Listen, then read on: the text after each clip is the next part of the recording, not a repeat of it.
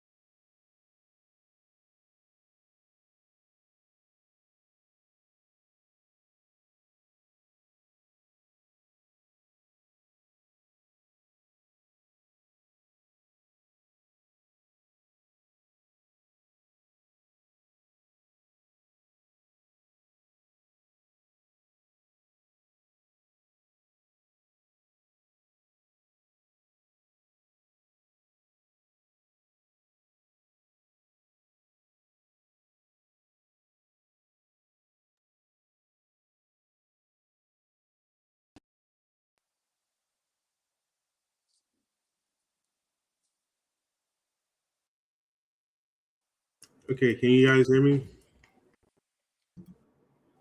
Yeah, I can hear you. Okay.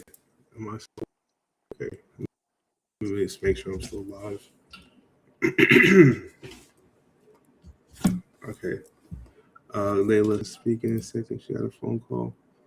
Okay, but I don't know. Just have my internet just randomly went out. Yeah, me too. It's back now. Yeah. Okay. Let me just make sure I'm still up on X.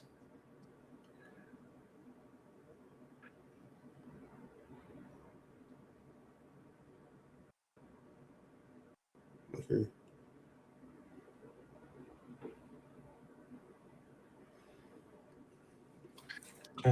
Music. Well, we can get started since we kind of. Sorry, everybody, for the interruption there. Had some network issues today to get started, but we're here. We're still here. We're back. Episode 10 of the Skylark Campfire. We got the usual suspects in the building. I'll let everybody introduce themselves. Layla, she's going to be joining in a bit, so I'll let her introduce herself when she gets back. But as you guys know, this is Just Cheese, the founder of Skylark. Skylark is an on-chain engagement platform for brands, communities, creators, and businesses to help embrace their audience with gamified activates. This mission has become even more amplified over the last month and a half, I would say, even with the addition of our new platform, Spark, that we have added to the family. And all of this for the purpose of driving engagement and having fun and creating new ways to reach and connect with people and unlock data and insights. So we'll be recapping a lot of this. We'll be recapping a lot of what we've been able to do with Spark over the last 4 weeks. We'll be recapping some of the events that took place today with Skylark, and then we'll just be overall just talking about the topic today, which I want to talk about gaming, but from a couple of angles, from the World Cup angle and from some video game angles. So yeah, so they're game angles. But without further ado, let's also introduce others as well. So our guest here, Elijah, what's up? What's up, V5? This is Yo, what's up, everybody? version And 5 of Elijah. yeah, this is version 5 of me. I reassemble before every episode. So, for those of you who have seen the other episodes with me on here, you've seen V4, V3. What's This is what's what's evolution. what's V5 about? What's V5?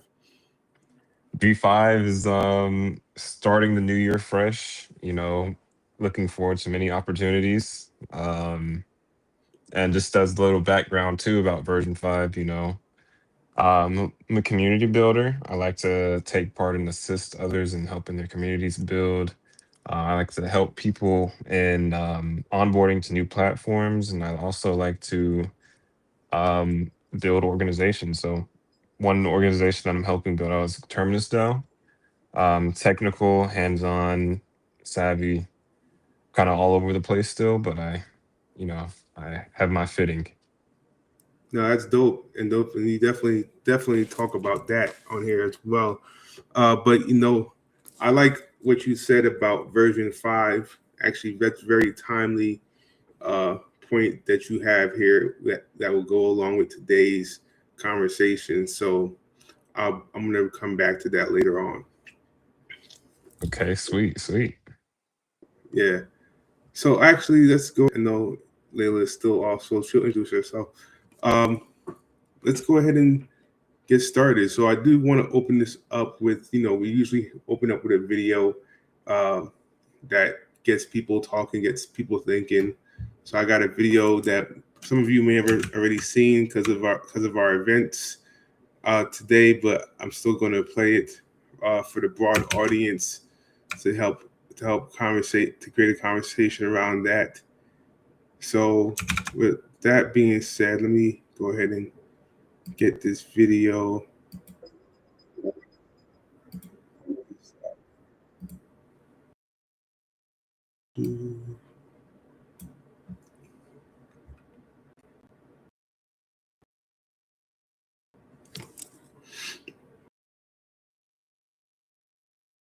Together.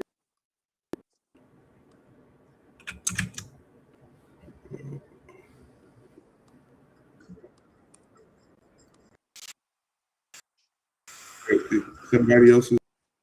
No, I didn't see anybody else join. I just see Layla's name. Yeah, Cleo joined. Hey, Cleo joined. yeah. How's it going? Yo, what's up? Congratulations to the losers. I'm going off on fumes. Y'all going to the champ, to the Natty. We headed down to Miami to beat them in their own home field and put a little belt to a little cane.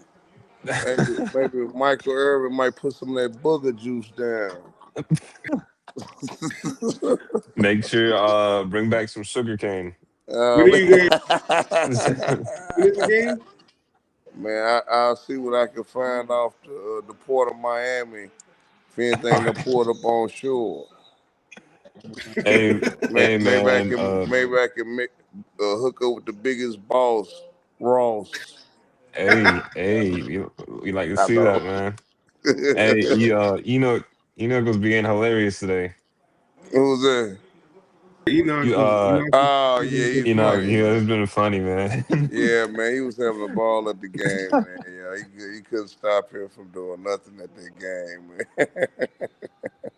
He No, was. that's He was right. having fun today at Candy World as well. Yeah, he was at the Yeah, candy war yeah. with us. Oh man, I didn't know all y'all were there too, man. Oh man, I've been so on fumes, but I was like trying to get up. Man, Hey, you gotta do. man. So what's going on here? What we got going? So this is Scholar Campfire. So this is our weekly show that I have on what's going on in the community, but Okay, also to help basically bring the community talk about the latest functionalities we have on the platform and stuff that okay, guys gives you a platform to talk about what you want to go on, chime in on the topic of the day. So interesting enough, today's topic of the day is games, and games are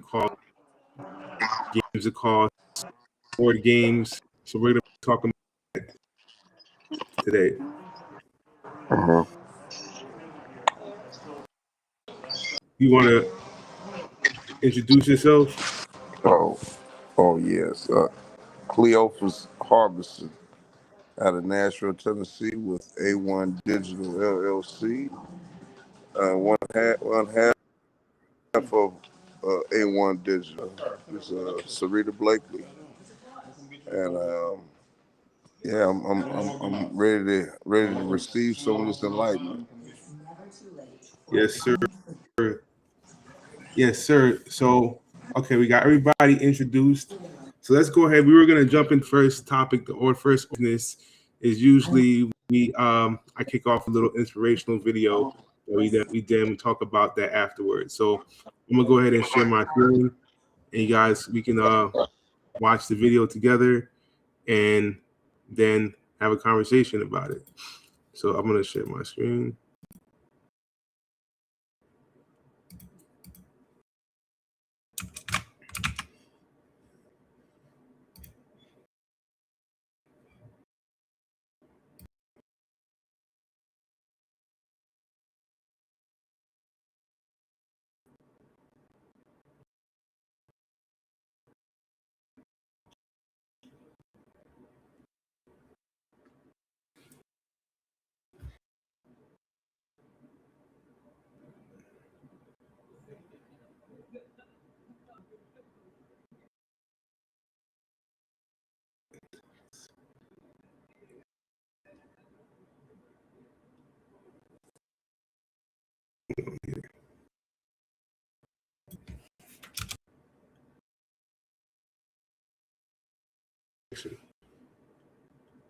Connect.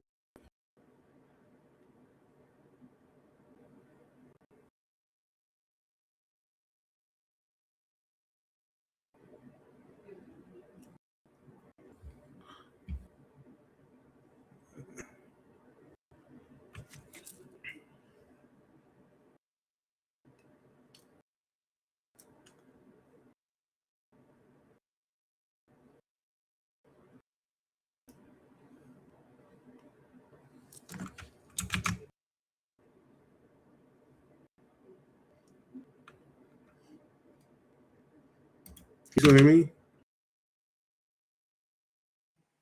Yeah, I can still hear you. Okay. Oh, we lost Joe. I think Joe's having some technical difficulties.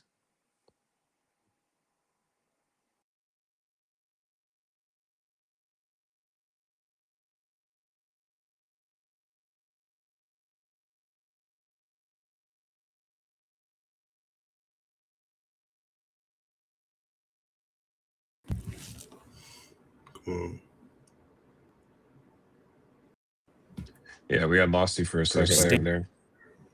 Can you hear me now? Yeah. Okay. I lose my marbles over a Who? Did somebody else is joining now? Oh, okay. No one did. I'm gonna play a video though. good board game, and when I was game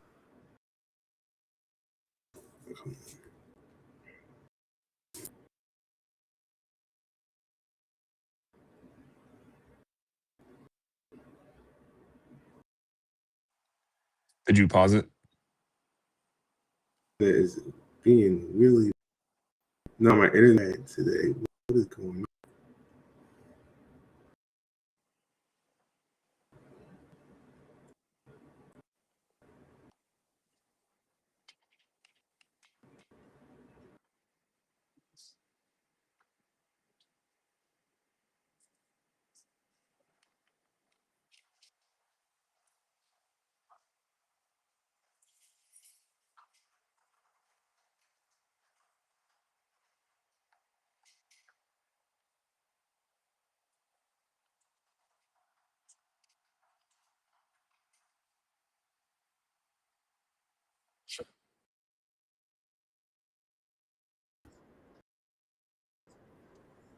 All right.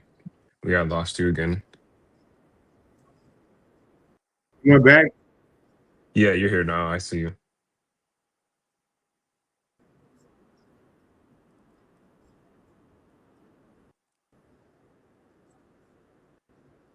But the video is like, we don't know what's going on. It's just moving super framey.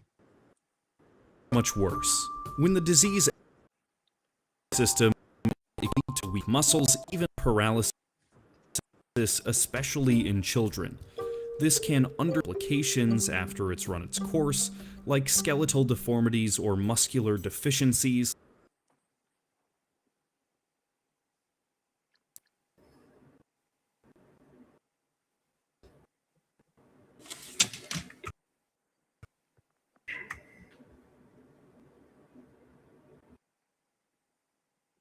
You still here?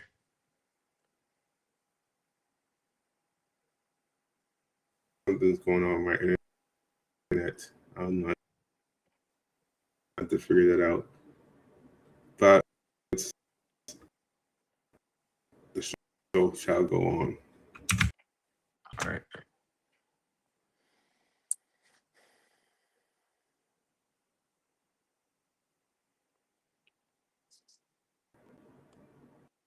Can you hear me? Yeah, I can hear you. Okay. So if that's the case, give you guys a synopsis.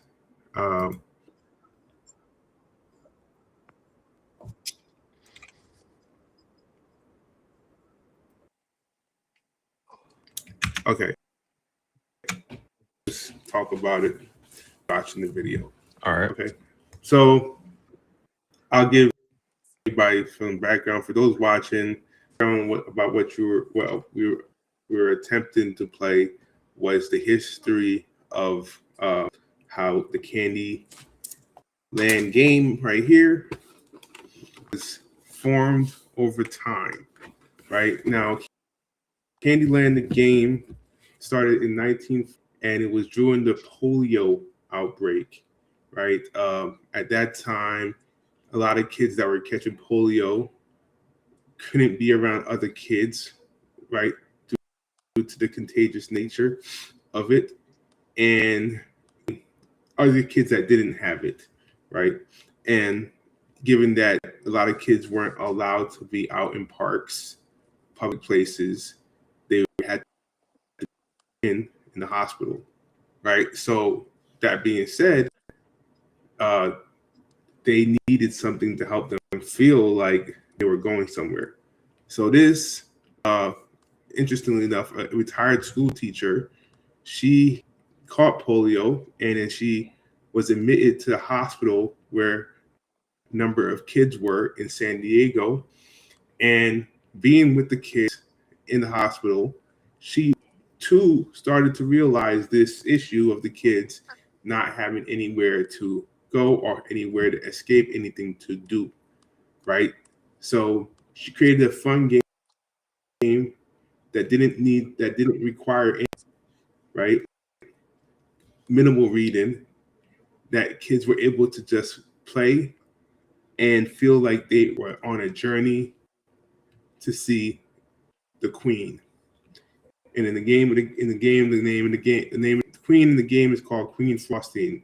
This is important, that the point that we're going to highlight. So now the kids back in the 1940s were able to play this game, and life from that point on, right? Game is now in 2025, right? For a bit. But before we jump into the evolution of the game, I just want to pause and hear my audience, hear my other guests here talk about their perspective, if they have a perspective. But I'll say this is that this week was actually the first time that I've played Candyland. So me being a brand newbie to the game and see it in this light meaning, a black queen on the box, was very intriguing to me. That I had to do some research. But before we go into that research, I'll pause. Rest of the far tell us what they know about the game Candyland. You played Candyland before, prior to today? Yeah, Yeah, you said you right.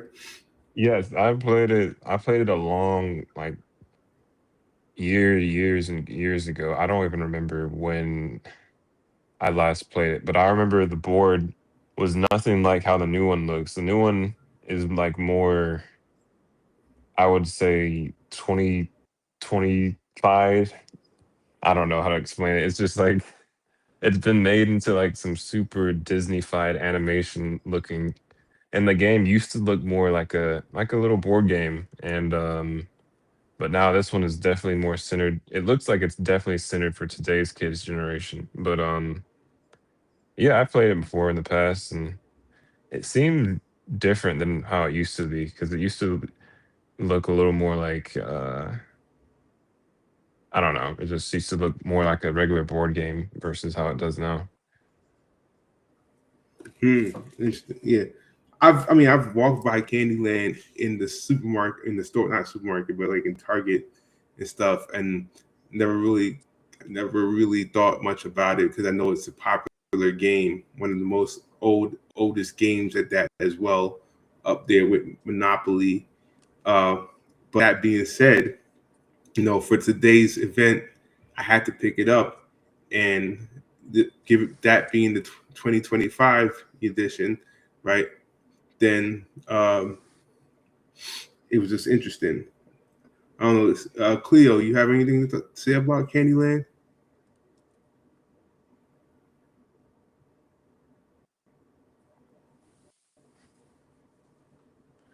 Okay, he's not. Layla is still. Oh, he just came off mute.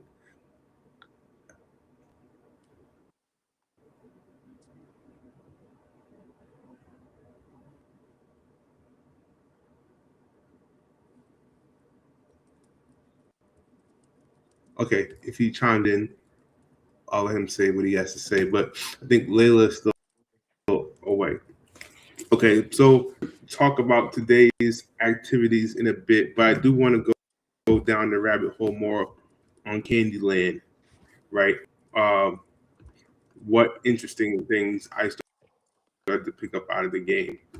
So for one, I'm just gonna talk about the game from um, from my discovery perspective. Okay, so for one, the first thing that caught my eyes, outside the fact that there was a black queen, the second thing that caught my eyes was the fact that there's no dice. Game doesn't have a dice, right? They have these um, player cards. They have these cards. I believe there's 7 different colors or 6 different colors, and you either can pick out a 1 or a 2 of them, right? So it's more of a unit based game where if you picked up 2 units, you move 2 units. You pick up 1 unit, but it's also kind of expirational, right?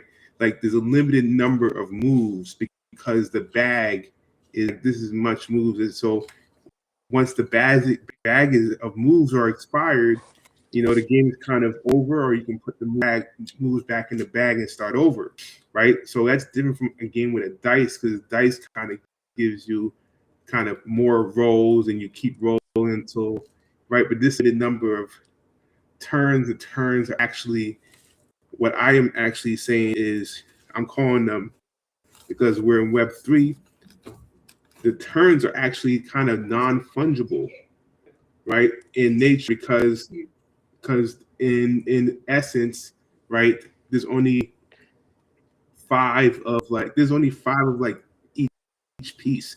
So like from a non-fungibility, once one run out, you can't really reuse it. So they're kind of unique in a sense. Like I roll a 2, Elijah rolls a 2, Liv rolls a 2.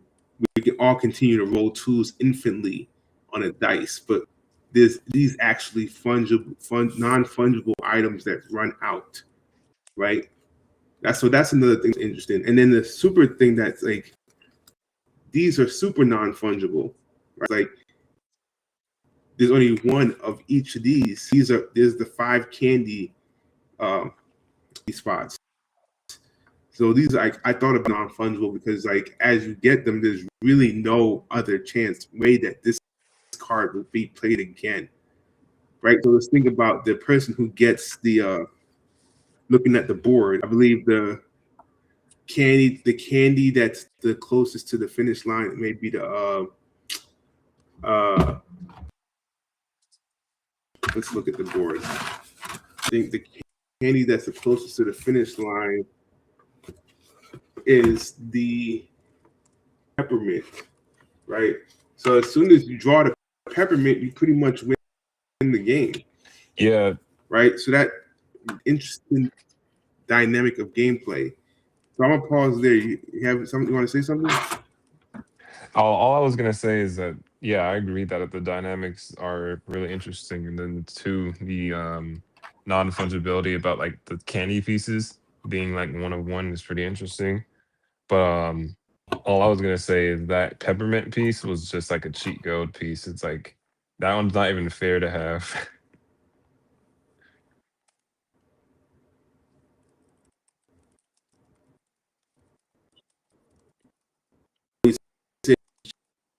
Oh, I said the peppermint piece is like a cheat code. Cheat move? I think so, just because if you draw it, you instantly skip to the end. Yeah. I mean, it is. So it is a way, but that's what kind of makes it like. That's what makes it kind of interesting from a non-fungible perspective. Hmm. But so that being said, the other thing too is they actually had two different game modes. So you can play in one mode or you can play as a team, right? And that's interesting now because it actually gives meaning to the pieces. So you can have all of us can play against the gummy bears, right? And if the gummy, every 10 of us pulls a red piece, right, then we get to move closer and put our pieces with as a team, right?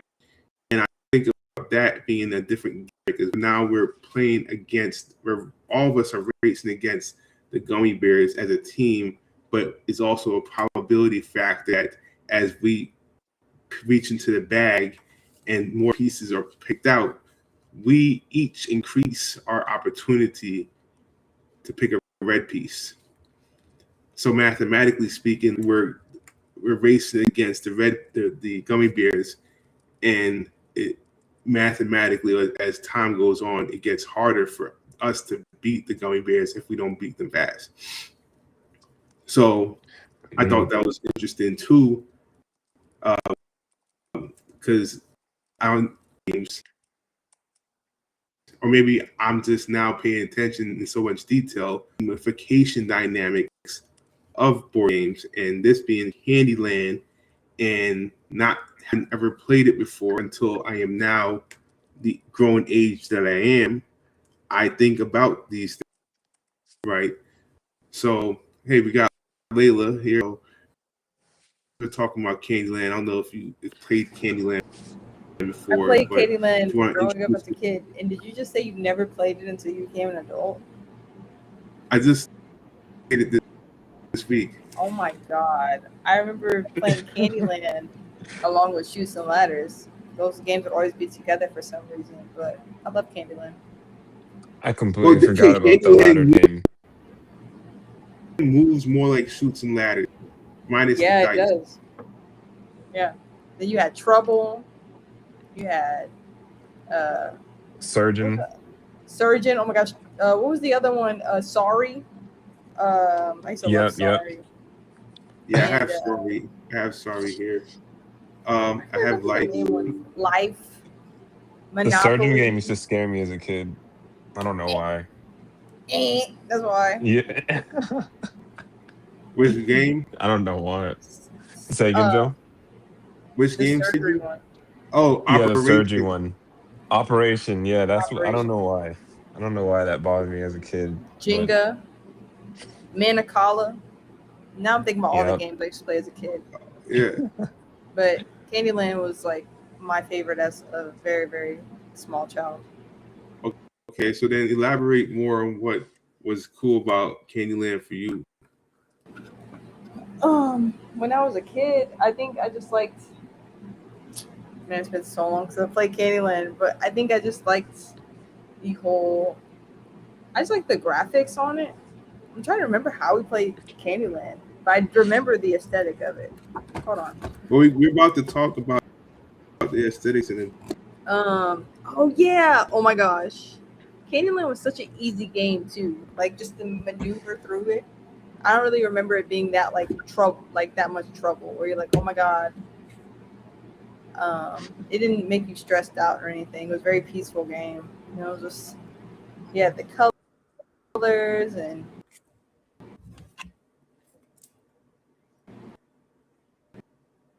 No, I agree. It was a really simple game, and that's one reason. yeah. Like when I was like 6. This is crazy. Sorry, I'm looking at it. I'm about to take. So look, this is the 2025 edition. This is the 25. Bring back the 05 edition. That's the edition. I was saying the new version is like 2020 kid of 5. I don't even know how to explain it. But kids don't It just apparently looks like play all the new board games kid anymore. animation. It's like they're gonna turn Candyland into Candy Crush. That's what they did. Yeah, they'll probably be playing the mobile version, like of Monopoly Yeah. or something. Well, Monopoly has a mobile app game that you can now use the app while you're playing the physical game. So it has like there's a QR code, and if you play as the game goes along, you may draw like a card that says to scan the QR code. And when you scan the QR code, you get a special card each time. So that's like if you never know what you're gonna get from the QR code. Huh. I did not know. Oh, we lost Joe again. He's been going in and out. Okay, now he's back. Can you hear me? Yeah. Yeah, you never know what you're gonna get from the QR code. But let's continue to talk about the game here. And one other okay, so in my explorations of getting introduced to the game, the last thing I wanted to talk about the game for is the Queen Faustine. So Queen Faustine in this version of the game was black. I was just like, at first it alerted me because I was like, wow, a black queen. Was the case? I don't think so. First, I was like, damn, a black queen. Was that always the case? So I was like, so I just Googled Queen Faustine, and and you started to take Faustines over the years. And there's this popular video on TikTok for now all of the Queen Faustines from 1984 until now, right? I'm gonna show you guys 2021 Queen, okay?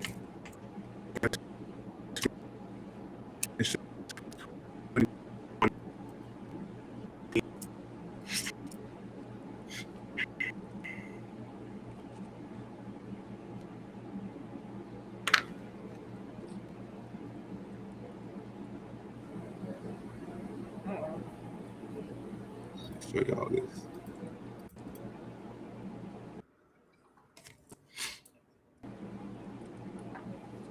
Is my screen?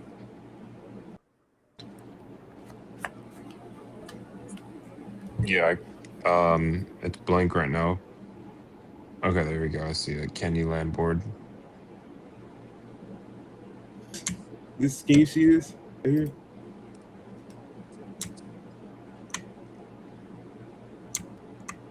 Can you see the Queen?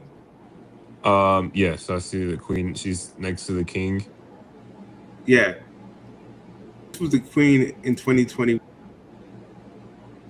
right? Anything that raises any.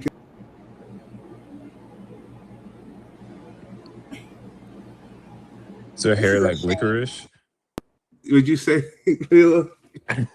This is a shame. This is a shame. The King. This is the thing. It's so. I just said don't. hair is licorice. And maybe I'm one of those people. Sometimes I'm just like, we can leave it as it was, and we can just make something new. We don't need. Candyland, all the characters were just make believe anyways. So it was like, I didn't really, and maybe this is my bias, but that doesn't matter. This is crazy. This is like, it's like the Mandela effect, well, kind of. It's a kind of sort of. It's like you see something, and then you're like, you see it. No, Mandela effect is if you see something, you see it like multiple times afterwards. This feels like programming, like you're watching a TV show. For instance, I don't know if you guys know this, but like Lilo and Stitch, in the original film, the girl goes into a dryer, but in the recent Disney cuts, she goes into like a closet or something small, like a basket. And so it's not the same. So it's just like, this is like one of those things where just like, it was fine. You could have just kept it. Oh, that would be a Mandela effect right there. So What that is a Mandela effect. Mm-hmm. Okay. Mandela effect, though, interestingly enough, as I was starting to think about today's conversation, is the Mandela effect is a Mandela effect intentional? Because the changing of the queen in that matter is a very intentional thing. Then when they go and tell people Mandela effect, is it marketed? Because it's like you just want us to think that that never existed when indeed you indeed intentionally changed it, right? Like I know I wasn't joking when the planters are man definitely had a monarch, right? At some point these things change, and then you search on the internet, it's gone. But Can't do so that with physical media though. There's somebody right now with that old Candyland box right now as we speak. But so Yeah. that's 2021, right? And the craziness about that is that's because of I think that was largely because of Black Lives Matter, right? And trying to pander to Black community and Yeah. in a horrible way. She had the braids and everything. She had them for blades. It was crazy. She was crazy looking. Yeah. Oh Now my god. I thought they were supposed to be like made out of candy or something. Were they supposed to be made out I of like candy? the Like her hair is like 2025 licorice? version though. Yeah, that's what I thought. I like the 2025 version though. As you saw, the one that I just showed you guys on the box here, she's still a Black queen, but she looks a lot less crazy looking. She looks kind of washed out. Why they give her? Yeah, They lightened her up. What they this is? did lighten her up. I think it's the They It's got to the match it with the animation, the hair. style. I guess. No, they lightened her up. That's my great. box. That's also the other thing they do. They'll lighten people up. You'll be like, wait, Yep. they were darker. But also another Yeah, Lighten thing, up the profile they picture. did make her light skin. Yeah, they definitely more made her like- light skin. They do that. But Yeah, that was actually such a good point. I forgot that was a thing in 2021 where they were just adding people to things. You were like, wait, I don't remember that being like that. And it's like, we are, we're inclusive. It was like when people had those signs. Oh my God. It was like when people had those signs in their front yard in this household. We believe that science is real, that Black Lives Matter, that you guys know what I'm talking about? yeah, I know what you're talking I know about. what you're talking Every about. time I saw that sign, I thought they were more racist than the people that were racist to me. I'm not lying to you. They had to go out, Point put blank. that in their lawn, and make people be like, you know what? I'm proud of putting this there. Literally, I if you want the were crowd. putting the Black Lives Matter sign in the front of the building, if you had that little thing on your lawn, I didn't think, I thought you would be more racist, or you're just, I guess, afraid. You thought something was They going to just happen, put but it in your. felt They like just put it in our performative. faces. It felt so performative. Every time I saw that, I was just like, okay. What It's are we like doing? they threw the slime in our faces. Like, here, you see it blatantly now. Now no one's racist all of a sudden.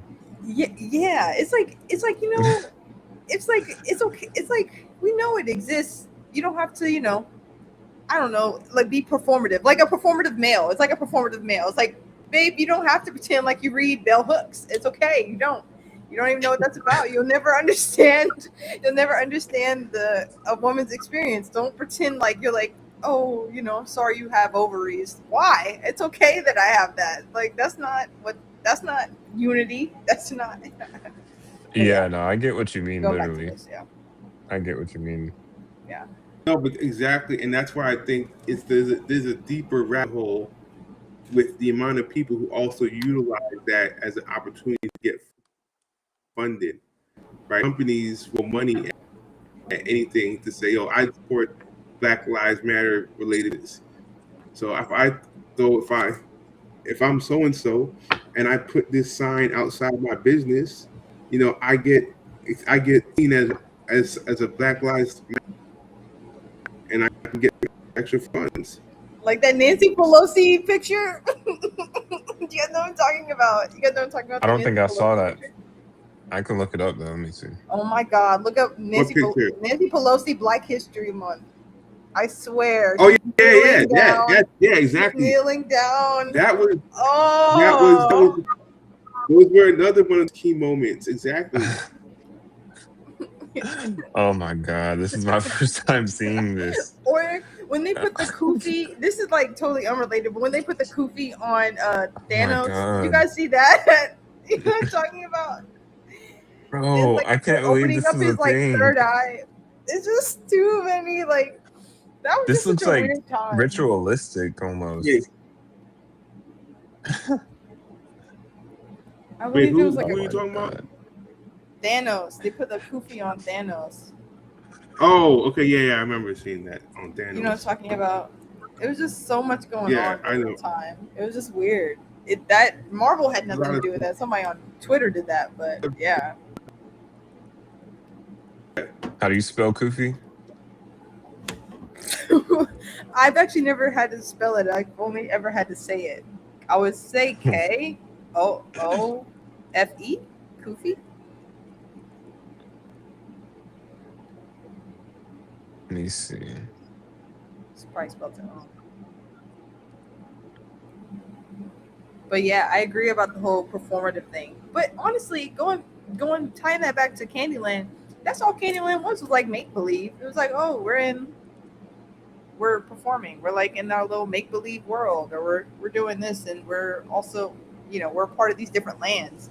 And while you couldn't see the lands physically, you could use your imagination and think about, wow, I'm this. It's like it's the same concept that is becoming bigger. That's kind of resurrecting Dungeons and Dragons right now. I mean, not that it went away, but when you really understand what Dungeons and Dragons is, you can start the game with any campaign you want. It can be a campaign about how the four of us are going to save the Atlanta Blockchain Center from the evil monsters, right? And the demographics of the people we decide to include in that game can be all of our things that we decide to make up, right? We can make up.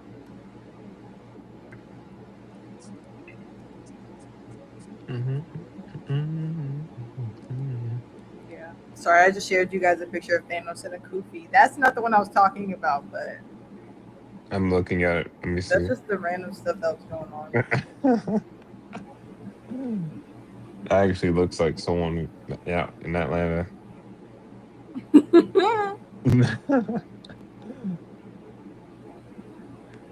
The booze joke. Oh, Can you hear me? Yeah. yeah.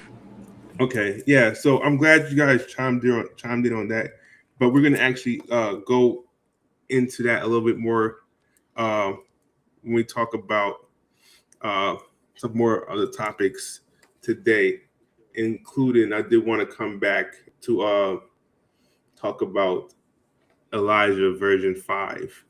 So before we jump into that, I wanted to just give everybody an update on people up.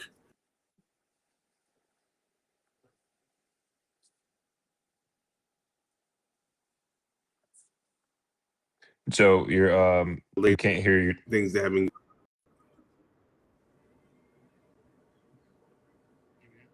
Yeah. Can you hear me now? Okay. Yeah, we can hear you.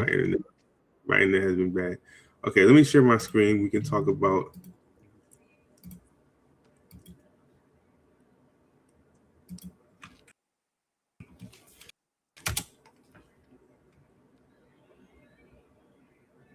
So,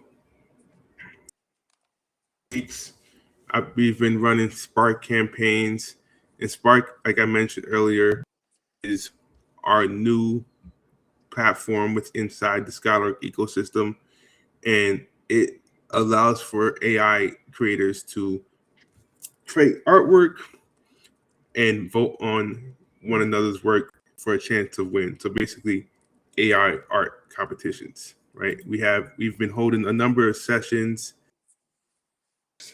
3 weeks that have been very interesting to see and create their artwork, right?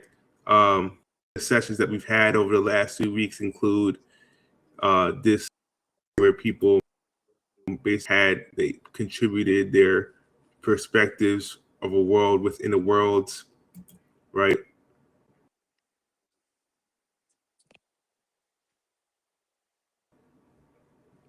Here,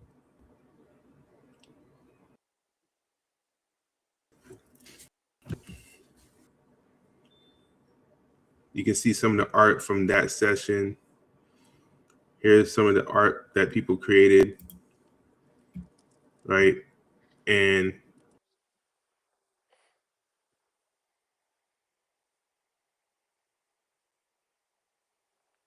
gets to see what they're thinking about.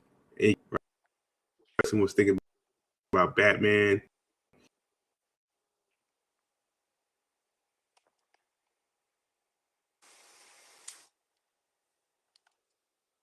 Inside the village area, right? And people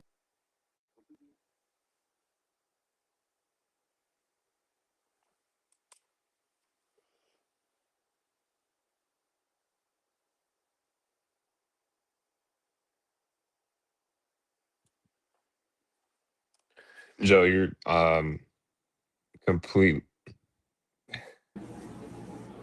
He'll be back. see You'll their be back in. Oh, there we go. Joe, you had completely froze. You mentioned the village, the woman in her village. yeah. Okay, I'll keep going. So yeah, after that one, I came over here to another session, and you can see artwork from this session here where people got to basically create their favorites as doing regular jobs. This was timely. Someone did one on Anthony Joshua, and they made the sign say "Life is short," right? Oh wow. And again, everybody's using prompt. They're just filling in the blanks with what they want to fill in the blanks with, right? So we get different messages that get created here because we're giving people the power to create, but we're giving them some mountains as well, right? So even with bound, some differences, which makes it interesting to see what people are thinking. So those are all the sessions. Our most recent session is live now. You can participate in this for your chance to win. But this one is interesting because I want to see what the community creates for Dean Faustine. So the prompt here is inspired by something that would be Candyland created. So we got 2 submissions so far. We have this and we have this one here. So this is this campaign is gonna be running for a week. It's gonna be interesting to see what people fill out. So if you want to participate, it's up on X. But this is Spark, right? I have a feeling that this one's going to be because of the style of this prompt and how detailed some of this stuff is coming out. So I'll pause. Saw all that and had any perspectives. No, Spark is really cool. Go ahead, Layla. Cool. No, I was agreeing with you, Elijah. Yeah, I'm saying yeah, it's cool. Yes, once that's done, once that contest, make some content out of that and talk about how within the scholar community how we see Queen Faustine, right? And that that important dynamic again, how the game changes. So going back to how games can change. Keep going, Joe. I was gonna add something, but I'll wait. You want to say something? Yeah, I was gonna add something. I can wait.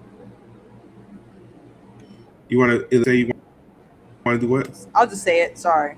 I was saying that I was gonna say that the cool thing about AI, this is what I do like about AI. So like, while I'm not a really big fan of companies like Mhm. rebranding and changing everything up and being like, oh, we have this character in here now, it can be cool.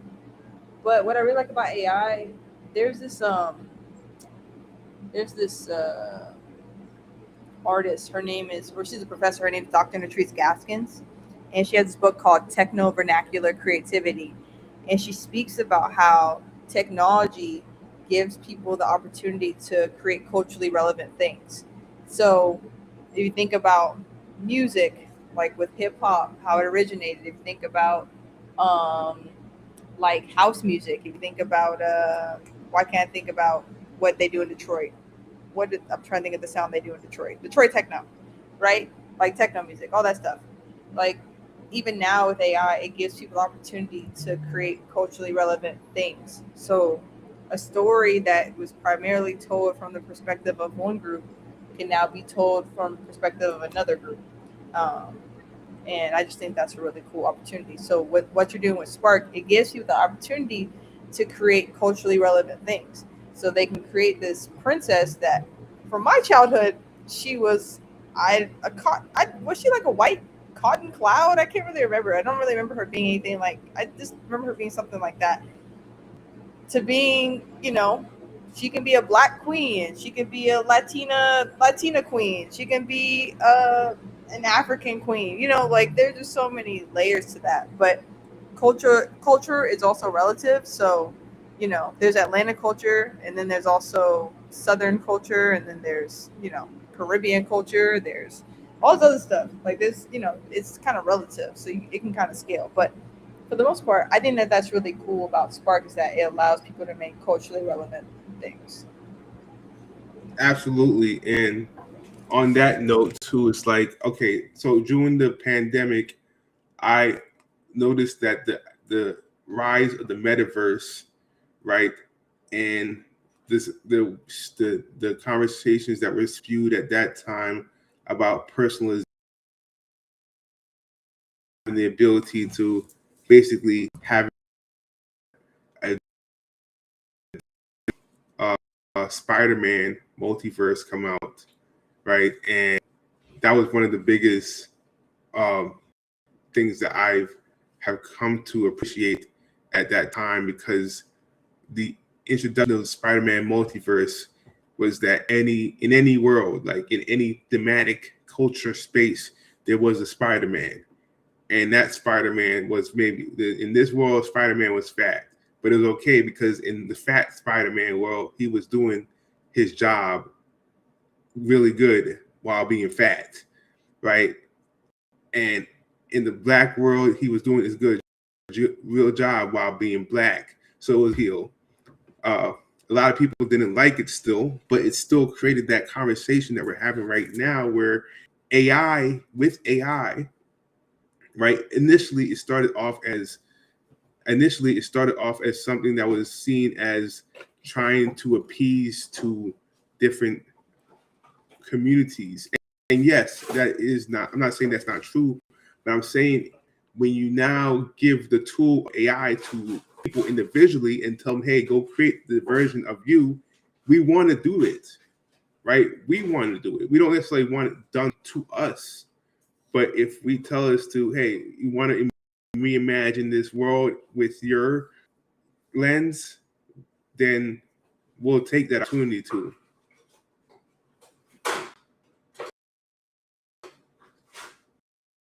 If I could clap and do the little clap emoji thing people can do, when you're in Zoom calls, yay, I would do Yeah. it. That's exactly it. Yeah. Yeah.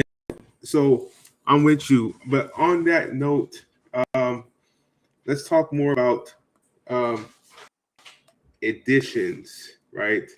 So the reason why I wanted to come back to you, Elijah, your V5, and I thought that was interesting is because um, Layla kind of just mentioned it as well, rebranding, right? Storytelling. Um, I think Cleo's back. Yeah. Storytelling is an interesting thing that helps companies rebrand all the time, right? And if you are building a brand, personal brand, and I don't know if that's what you're doing, Elijah, but now if you're telling everybody this is V5 version 5, right? What was version 4, right? And what is about to change with version 5, right? So it's like it creates a narrative of self, right? And it gives you an opportunity to market self or display self from a different perspective, right? If Hmm. you're saying this is version, just like every queen had different versions, different traits, different things, right? You're outwardly presenting that things are about to change, right? We know life. We all know, like, I know I'm 21, I go to turn 22. We know things change. That's just like life. But if you outwardly tell somebody, oh, this is a new year, new me, new version, right? Oh, I cut off all my hair, like so like what does that symbolize for you, right? So I don't know if you have any, but when I just thought that was bring the conversation back to not because you said this is version 5. Yeah, no, I mean those are great. That's a great perspective and points, Joe. I would say that when I did it, I just was kind of doing it as to be silly. Every time I come onto your like the campfire, I just want to be like a different version of me. But when I did say the description today, I was thinking, as I've been realizing and taking like a step back, I've been realizing like, yeah, I've been reevaluating a lot of things in life, and it's been for the better. And as I see myself growing, and I've been taking time to actually like learn more about myself and what I like and how I'm going to like approach this year, instead of instead of just saying I'm gonna do this year, I'm actually making the steps to do that. So yeah, it's kind of cool that I mean, I think it's kind of nice that I did the little version thing, but you putting more perspective and emphasis on it actually like I guess would like it widens my horizon for how I think about it now. So I think I'll be a little bit more intentional with it. So every time I come on here, it's like a new version, and I have like new accomplishments possibly. So Yeah, exactly. It allows for a narrative to be built, and it allows you to gamify your own life in the sense that in order for me to get to V6 happened. You guys, I unlocked some new power, right? hmm. So I'm gonna add as a segue to today's events. Unless Layla has anything she wants to say about that. No, I think about it. I I do it a little differently. I think it's cool to have versions. I think about it. I don't know why I started thinking about this. I think it's because I like sports, but I think about life in like quarters. So like first quarter, I feel like I did all right. First quarter is like from birth to 25. I'm in second quarter right now because I'm 25. So I'm like in my second quarter of life before I turn 50, which is halftime. So I'm like trying to make the most of the second quarter. First quarter, I fumbled a little bit. I'm gonna fumble a little bit more because I'm still in my like 20s or whatever.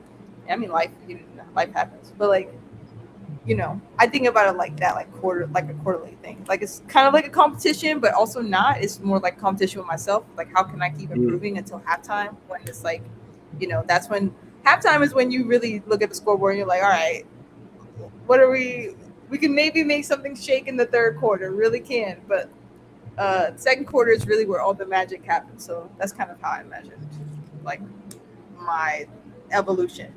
So I like how Elijah has V5 because for me, that was 25. That was like when I was like, okay, I'm in my second quarter. And I've changed a lot of stuff since I've turned 25. So personally and professionally, all that other jazz. So I think, you know, however you need to brand yourself to improve yourself, do it. I don't think there's any sort of perfect way, or ideal way. However you want to tell your story. I was, not to segue again. I was thinking about it. I was watching, how you guys see people's day in the life on, social media. I think people are quite boring. Yeah. I think people are quite boring. I know it sounds crazy. I think people are a little boring. And I think it's because we glamorize life in this way that's like, life is supposed to be this, I'm going to get my matcha and look how amazing that is. You're just getting the matcha. It's okay. And even when we think about artists and people be like, why didn't that artist blow up? They were just a person. And some people tell their own personal story better than others. So some people's day in the life is more interesting than other people's day in the life. But it's just about the stories that you're telling. Is your life? Some people can make a matcha seem interesting. Some people don't make it seem so interesting. I'm just like, wow, I'm just watching you. What was the thing I watched? My 5 to 9 after my 9 to 5. I was like, boo. But it's like whatever your story you want to tell. I think just tell it with all intention, like as much as you can. Like be the most optimal you that you can be. So that's all. Wait, what is this? My 5 to 9 after my 9 to 5. What is that? Oh my God! It's literally just people showing you that they go to the gym after they work, then they say hey to their dog, and they drink their smoothies, and then they eat their freaking microwave dinners or a dinner that their wife makes for them, and then they show you that they're getting ready for bed. I'm just like, who cares? I'm just like a who cares type of person because I don't care about those types of details. But where do you see this? Where do you watch this? I've seen it before I saw too. it on Instagram. I just saw on Instagram. I was like, what is this? And then I just like said that it was boring on Instagram. Someone's like, oh, well, not everybody's life can be skydiving. I'm like, it doesn't have to be, but dang, you don't. I don't really want to see your 5 to 9. It's kind of boring. The fact that they attributed having like a life as skydiving too, it's like, I don't know. It's like you can see where they are mentally. Yeah, like all life is just like life. But I didn't mean to. Not veer even off. to All get I off was the just gonna point. say. Huh? Well, I mean, I want to veer off just a little bit, Joe. I don't want to go too far off, but No, go ahead, I've actually been Layla, you bring up great points, and that kind of like that's some stuff that I've been realizing too recently. Especially just the way I've always just kind of carried myself as an individual. I've never really been that person to want to be in the almost. I've never wanted to be like a showboat or someone that comes off as like a materialist because that's not how I resonate. Like I really like to be involved with community and actually be like real. I want people just to know that, hey, look, I live a real life. Everything isn't all squeaky clean and stuff. Like there's stuff that goes on in my life where I'm like, oh my God, this is fucking crazy. My life isn't perfect. But so I know I've been reading like a few books and not even go down like a rabbit hole there, but I was reading some books on like Dharma and books on like there's this book called like Living in Unnatural Happiness, where it's just talking about how a lot of people or it's talking about you shouldn't live your life as like a materialist and try to obtain that because the way you come off to others is like you can be like showboaty, you can be something that it's like you live only for money and you don't really care about what it means to live, which is going through like the natural harmony of ups and downs of life. And to kind of jump back to the Instagram point and the social media life, um yeah, a lot of that is just fake. And I know me explaining it now is not gonna fully like No, I describe how understand it's what you mean. fake, but No, I know what you yeah, mean. Like, it's there's no point. There's sometimes It is. I think It we is. feel like we have to glamorize it, but we don't have to. Like, we don't have to be. You can have a performance in life like you're every other day, but I think for the screens, like to have this performative level of like, look, I can't really, I agree with you, but it's like I can't find the word articulate because it makes me seem like I'm a hater, but I'm not hating on people having a right. day in the life. I don't care. I mean, people can post whatever they want to post. What was it, Joe? It's not, I don't think. I think the point. I think you guys are both pointing out that there is a reality that is not necessarily reality. And you know, perspective is one thing, but the other thing too is that when you look at what people are seeing and what people are deciding to show, we all can't be that monotonous or monotonous or the same hue. You know, I must have something more unique to my day than you do, right? And you're showing me your day. What is interesting about that, right? So I think we get a lot of the situations we get locked in trying to repeat something else, but at the same time, um, I used to think that personally that was me from making content with everybody else, right? So I just say fuck it, like let y'all go ahead and do that. I'm gonna make my content. I'm gonna be me, and I'm gonna appeal to my demographic, and you'll find your audience. That's why algorithms are so interesting nowadays, because your algorithm will put you in front of the people that you'll find the shit that you fuck with in your algorithm, and it might like the black boy that loves Dungeon Dragons will see other shit that black boys that love Dungeons and Dragons see, and you can have the white boy that loves Dungeons and Dragons, but he won't see the same things that the black boy loves Dungeons and Dragons sees on the algorithm, and that's how like dynamic that shit is nowadays, right? And it's so those spaces now, even to, so you know, help contribute to that too. So yeah, it's I get mixed feelings about it sometimes, but most of the times now I'm just like, y'all have fun with that. Just always be your Agreed. true, authentic self. Really. Yes. And don't show me you're 5'9". I don't care. I But can but already. I know exactly what you mean.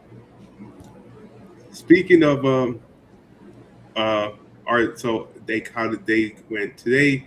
We had our event at Candy World, right? Shout out to A1 Digital. Shout out to um Candy World, the actual store. Shout out to the students at Shiloh High School, right? Shout out to Skylark. Skylark, right? So this all came together pretty fast. I would say in the last 2 weeks, 3 weeks, Sarita and I have been, well, Sarita and I have been talking about this for months, right? We got to help with high school submit to the White House AI Challenge, right? And well, we were going to find a group of students to work with, but Sarita started working at Shiloh High School recently, and that was perfect, right? So she's been ingratiated into that community, help drive a lot of the tech programming over there, and help bring in a light to a school that was basically seen as problems, but their problems really is a PR problem, right? I learned this weekend that Shiloh High School was actually where Drewski went for 2 years before he changed schools, and then light skinned Keisha.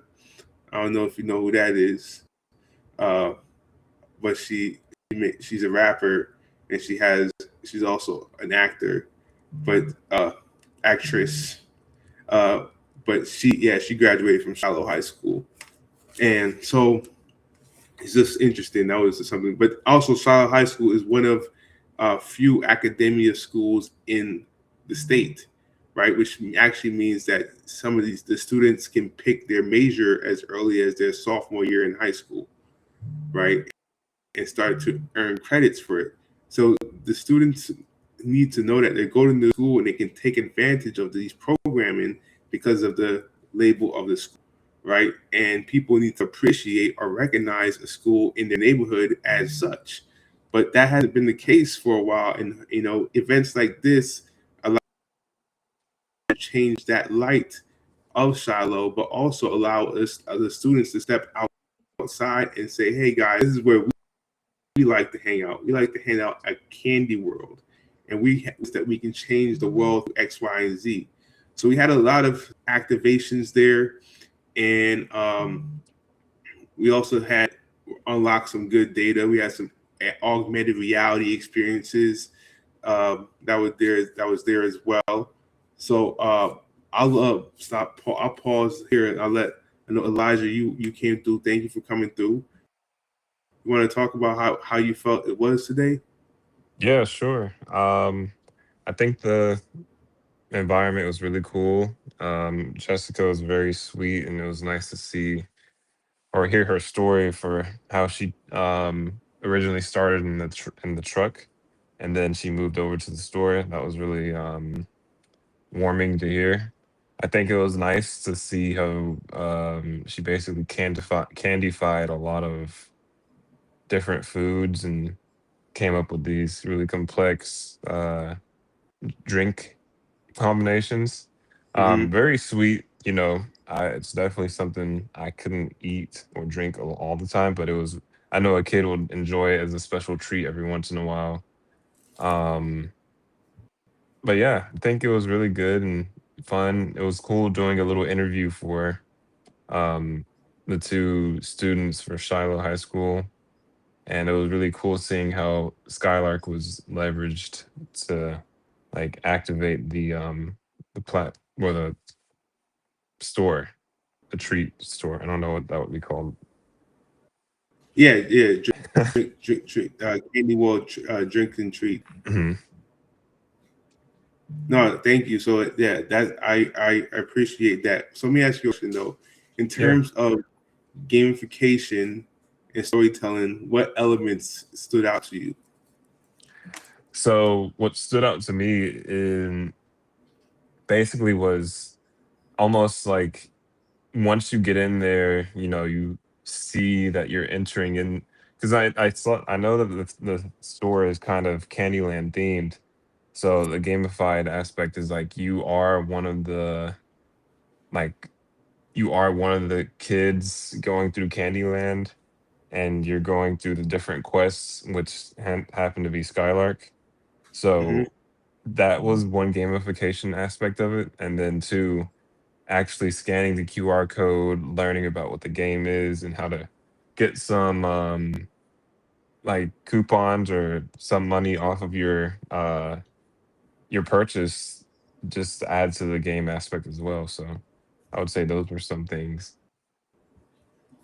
Yes. Okay. Cool. Thank you for noticing that. So to elaborate on what he's highlighting is, uh, I created an experience where people, yeah, like you said, felt like they were actually earning candy points as they were completing quests throughout the space. So um, you had to working with the owner Jess. She wanted to we wanted to come up with an experience where people can create their own slushy, right? That was the main thing. As you travel, you earn upgrades, right? You earn upgrades for your slushy and additional toppings, flavors, or candies, right? So by completing all of the quests, you got uh, to get your 5 flavor drink with 2 candies and order of candy grapes, right? So we had a couple people that finished their entire quest. Now, granted, not all of us want to enjoy so much sugar, but still, it was an experience for people to go through and unlock these candy upgrades. Even to your point, Elijah, the first person that came in there, she wasn't here for the event, but it was a young girl. Her mom drove her from Douglasville, which is an hour, right, to compete in uh, gymnastics, and she won first place. And she to her mom for she like her mom she said told her mom like when she won, the place that she wants to go to is Candy World, right? To that's what she wants to celebrate. So think about the motivation that store brought to her, right? She wanted to go to Candyland as a I don't even know how young she is, right? But I think about that nowadays. Like this moment means a lot for her. First place that I went to Candy World. Right. No, I didn't even. Wow. That is That is awesome. really impactful. Yeah. So that happened, and then so even just give out different bonuses and discs for people who show up with on Thursdays. If you show up with your an old school picture of yourself, you get a discount. And then if you on Wednesdays, if you show up with good grades, you get a discount, right? Oh, that's so So sweet. she's doing pretty well to the students. And last time I really saw stuff like this happen was like the Pizza Hut Book It program, or you get different things, and I don't even see that happening anymore. You remember they had the Papa John's one too? They had Pizza Hut and then Papa they had the John's Papa had one? John's. Yeah, where at my school we had the Papa John's one. Yeah, I don't even know if kids still do fundraisers. They do popcorn now. They do Yeah, popcorn. they do popcorn. They Yeah, they do the popcorn Hold or on, the. that They sell popcorn the is popcorn good. though. Did you guys? Our school did like the meat sticks. Meat sticks. Yeah, Talking about like a Slim Jim or something? Slim Jim? they weren't Slim Jims, but they were actual like meat stick fundraising. What? No, that's kind of wild. Like sausages? Yeah, it was actual. Okay. It was actual meat. It was actual. I'm gonna That's find wild. it. But Nice. to about Jessica, I didn't know that she was the age she was. I thought she was like everybody, Jeff, Van, they thought that she was like 24 years old, like me. I was like, because I was asked, she'd asked how old I was, and she was like, "Are you a student?" And I was like, "No, I'm." I said, "I'm here to support," and I said, "No, I'm really a senior." But I joked, but again, I said, "How old are you?" And I said, "I know you're not supposed to ask a woman her No, age." you're supposed to ask if you don't know their age. You remember that, okay? Remember that they look younger. Yeah. Ask their age, okay? No, that's red. That's If they look younger, 101 yeah. If today. they look younger. Okay. If they look older, you don't ask. But if they look I like asked her. No, that's true. That's true. That's true. You gotta be. That's a good point. don't You get gotta caught be. up, Elijah. Don't get You caught gotta up. be safe out here. But no. I asked Jessica. I was like, "How old are you? If you don't mind me asking?" And she was like, "How old do I look?" And I said, like 24, 25. And then she was like, "Oh no, I'm about to be 40." I was like, "What?" Like, wow, That's it's all the awesome. sugar. Yeah. I want. No, but yes, it is interesting that when I met her on Zoom, I too thought that she was younger than me. It turns out like Yeah. she's older than me, but we're like kind of the same age. She's 30. She's turning 40. I'm turning 39 this year, right? But Hey. Wow. Okay.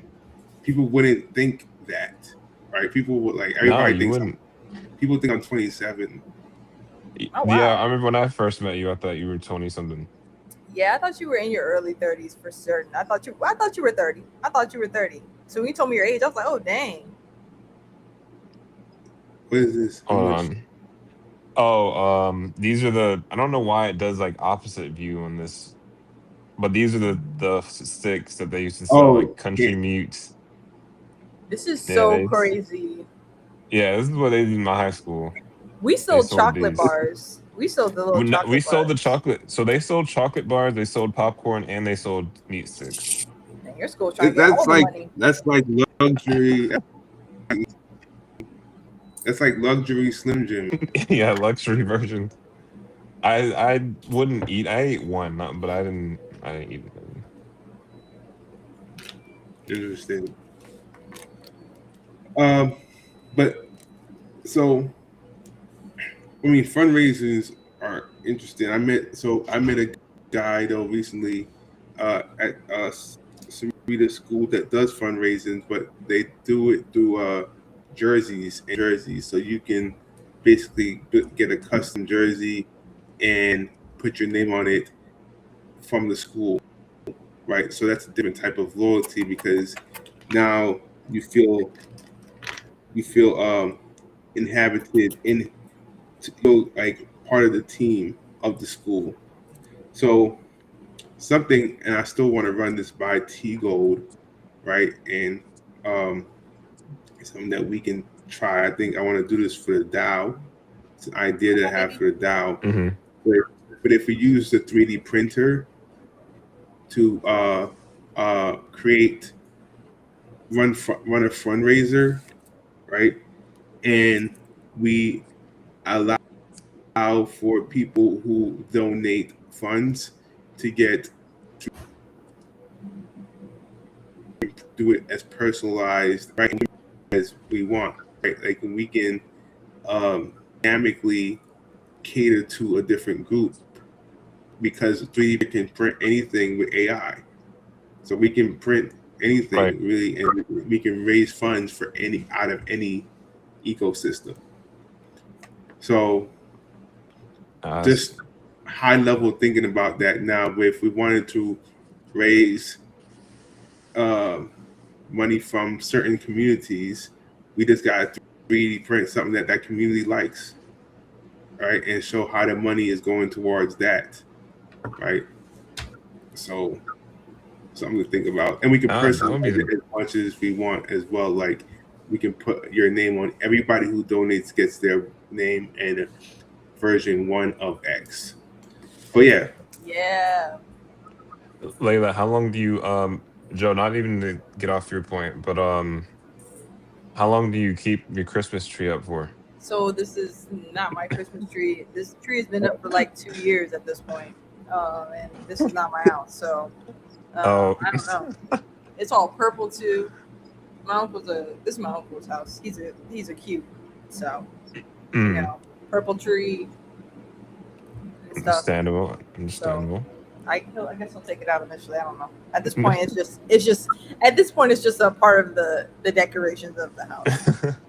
But Joe, I was gonna say, I like that idea of having a V1 for each. Like, even if think about it like this, right? Each school has a mascot. So imagine if you 3D print the mascot, and like people that donate get to have this 3D version of the mascot for they get to collect it. And some people may like that. Some people may like, want to keep collecting it, get all the different editions. And like, let's say the school is going on their 50th anniversary or 50th, anniversary. I think, is it anniversary for schools? I don't really know if it's anniversary. Yeah, 50th anniversary. I mean, they have of a school. And like, oh yeah, the school's been around 50 years. We want to do something cool, and you have like you can have their emblem or their logo, the school mascot, whatever you want as a 3D print, and then send it to people. And alumni can then support and send money to the school, support the teachers and all that stuff. So I think it's a really cool idea. Yeah, I like what you just said too, because it becomes more identifiable as for us when we don't necessarily say we're raising funds for ourselves, right? We are utilizing this as a service to raise funds for other companies. Now, yes, we're gonna capture a part of this, as we're gonna capture like a portion will also come to us as an organization, as a nonprofit, but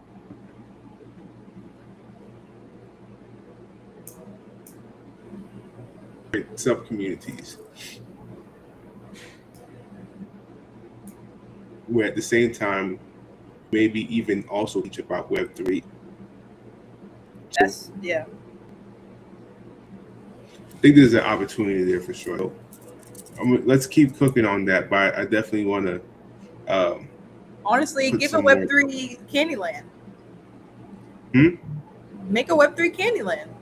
Like actual Candyland board game, but then you turn it into Web3. So now people tie it into Skylark. So they're going onto each little path and it takes you to, you know, different Skylark activation or whatever, but you have the actual board.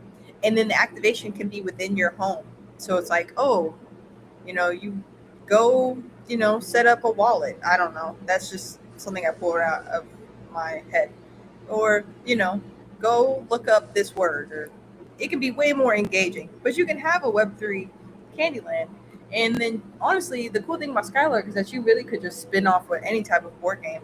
And you could do the same thing with, like, Chutes and Ladders. Like, you could do, Battleship. That's another one. Ooh, Battleship was so fun. I used to love Battleship.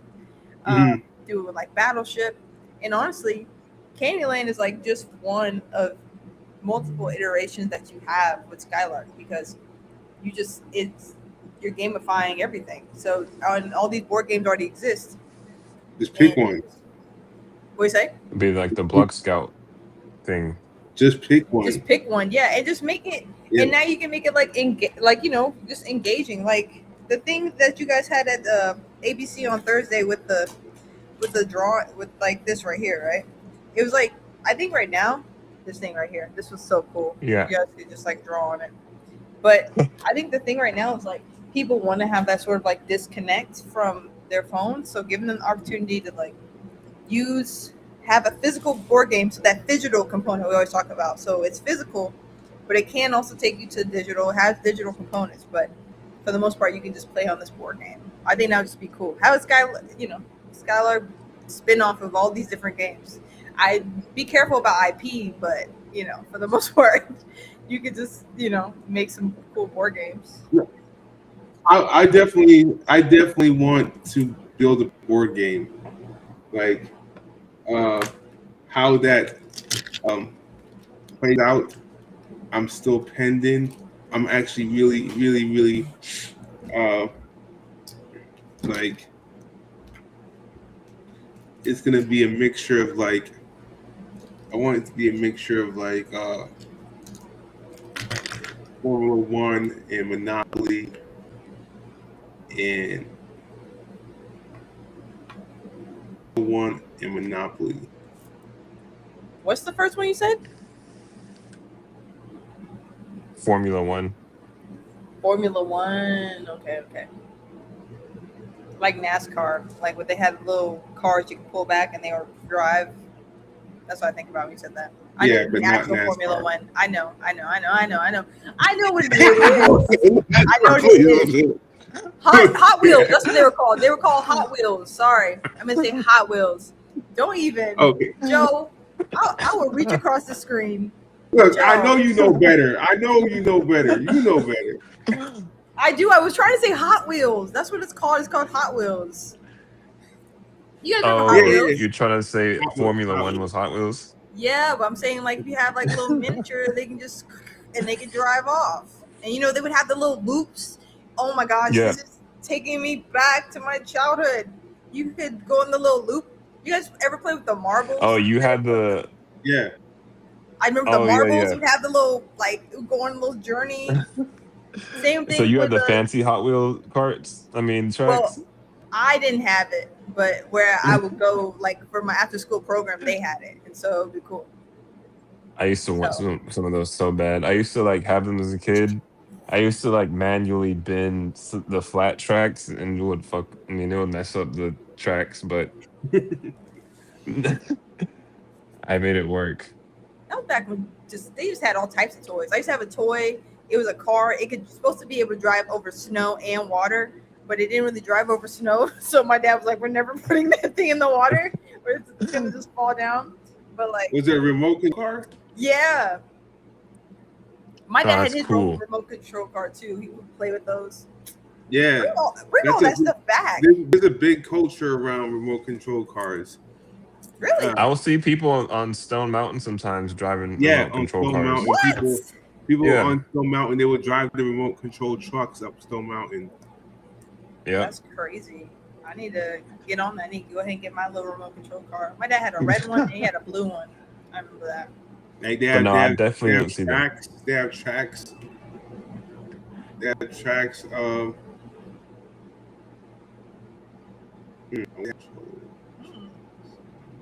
I don't know. Layla, I did watch that video.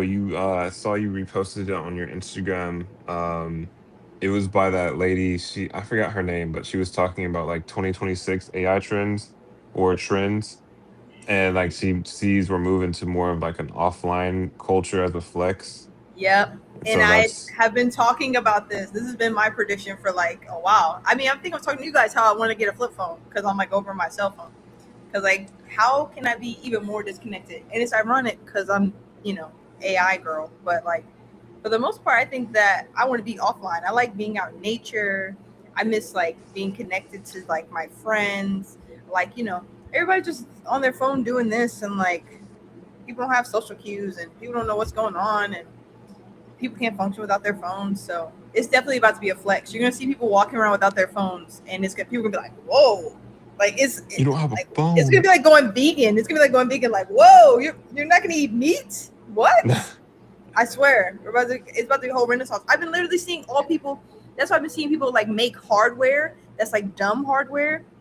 So it's like again, like Yeah. this, for example, literally going back to this. This is literally just like it's so simple, like such a simple thing to do. Like just I can just doodle on this however much I want to, and then I can just delete it. So it's super cool. Like this, we're gonna start seeing more dumb things. People don't want their I phone mean, you're to be so on funny them that you anymore. say that. I am okay. I'm there with y'all. You've convinced me 100% now. Well, like what's going on in society? Thank you. Because I don't know if you go. I don't know his name, but he's the guy that does those Instagram videos, and he says, "Hey, come here," right? Yeah, I just talking about yeah. He was talking about he saw some girl at the store holding a glass. No, she was just holding a piece of glass that was the size of a cell phone, but it was just glass. It was literally just glass. But holding it felt like holding a cell phone. And so she would just hold it, and standing in line, looking at the glass and just like, right, and just looking at it. And he was like, "Is that a thing?" So he went and he actually found the glass. He found the glass that was, that is actually something that's a sellable product. Oh People my are god. buying the glass, and they're holding it instead of holding their phone, and that becomes like a cool way to flex that you're, like that you're going like, "Hey guys, I love my phone, but guess what? Here's how I can spend 50 minutes without my phone. Don't I Yo, look cool doing it?" Oh gosh, have you seen man. those videos where there's like those 14-year-olds that are like they're recording themselves for 15 minutes. They have a timer for 15 minutes of them not being on their phone. They're just sitting there, and Yes, I've been they're seeing like, those. and it's because kids don't remember. Kids born after a certain period don't remember that. Elijah and I grew up in a time period where we're like kind of in the middle, where we grew up. We had the family computer. We may have gotten a laptop later on, but you had the family computer. But you didn't have tech all the time. You may have had like a Game Boy or DS, but again, you weren't on the internet. And then it wasn't Yep. until I didn't get a phone until I was like 12. And then that's when I started getting online and doing stuff. I think I made a Facebook though, but still wasn't on Facebook. Who's on Facebook all the time? You had to be on the computer, and again, family computer. So Right. that like completely shifted. So it wasn't until around 2012 when this became really, really massive. And so now all the kids that were born probably around 2006, 2009, growing up, they grew up with phones. And then COVID made a whole other world with these kids like have their phones. So these kids are literally trying to figure out go back to square one because they were born at square 50 with technology, and it's all about moderation. You guys ever see people walking around with iPods? There are people walking around with iPods because they're like, oh, like I can listen to music still and I don't have to be on my phone. So that's like the flex too. So it's like That's why I keep talking about hardware, and you're gonna see a lot more people doing that, where they're like making hardware that they don't have to be on the internet for, and then it doubles down when we talk about agents being on the internet and basically buying whatever they buying stuff for us. So it's like I really don't have to be online. And so it's really calling us to recognize the importance of socialization and just being around people, because we're not about to be online for real anymore. It's not about to be like that. It's about to be, can you have physical, can you have that digital? It has to be a good balance and be Yeah, I know. moderate, like have that I moderation. Yeah, I'm there because like honestly speaking, I Uh-oh. because because um, because like there's a certain premium that that holds there to be able to be disconnected. Like it's like, yeah, man, y'all still on that internet? You still on the internet? Like I'm not Right. on the internet. Like, I can live without the internet. Like look at me, y'all. I can be out here in the mountains. Like I don't have to be on the internet. Like I'm yeah, not constrained to the internet. Y'all still locked into the internet, and that's that's the message that I'm getting from what's happening. Because think it's about going to be it a too. massive advantage for us. Right. And think about it too. The people that are constantly online, the people that are tell you all the trends and they can tell you all stuff, think about that person you know. Think about that person. You're like, are they all right? Or are they consumed? I'm being for Yes. real. These people are consumed. So it's like it's gonna be it's gonna be a differentiation between consumers and connoisseurs. I have like the three C's: creators, consumers, and connoisseurs. So you got people that are creating, you got people that are consuming nonstop, and you got people that are like Hmm. snobs about it all. Like, well, I'm not online, but I know about this secret trend that's happening in this super niche community because of whatever reason they know about it. I swear, we're about to be in a whole different world. No, that literally like ties back to what I was talking about earlier with being like a materialist and living for that. I mean, but what I was also going to say though, while in the future I've been also hearing like what you were saying, like the shift is going to being offline. I feel like the people that kind of similar to how we've already been moving, where we don't already put our whole lives online, will have like a massive advantage in this future because not only will we be able to be offline, but we'll know how to still navigate online properly, safely, and build products that people are still going to rely on when they do utilize their online tools. So it's like, yeah, we know how to use the internet like how it's meant to be used. It's not going to be like we're letting the internet live for us and we're just like saying, hey agent, do this for me or post this for me. Will actually be basically kind of like the pup, like controlling the strings essentially going forward. That's how But I view it. I like how you said that too, though. Again, because that is the era of the free internet, and if you can accomplish that, you would be, in essence, detaching yourself personally from the internet and being able to, you know, have agents conduct business for you, right? And that in turn is is is the freedom, right? And it's the freedom of the internet to for you to do that, right? And it's the ability where if you think about the um, if you're a conspiracy theorist, right? They want us attached to the internet, right?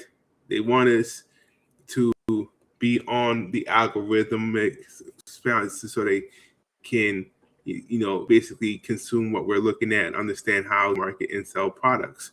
So we need to be consumed, right?